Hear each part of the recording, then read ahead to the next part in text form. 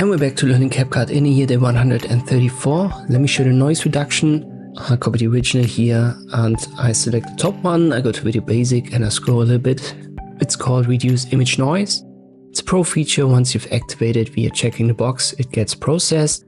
Generally, I would advise you to use the enhanced quality first, because inbuilt is a little bit of a noise reduction, and only if there's still visible noise that you want to get rid of, then use the specific noise reducer. It has two levels, weak and strong. I'm only going to use weak here, because if you use strong, the processing is even slower.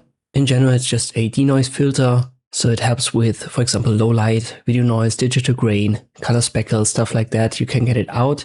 And another reason why I would stay away from the strong level for the most part is that if you reduce too much noise, this can make the video look unnatural. So that's kind of like a plastic aesthetic, and especially with fine details like skin texture, hair, fabric, it's going to remove too many of these details. So once again, use the enhanced quality, and if there's still some noise you want to get rid of, then only use the weak level right here.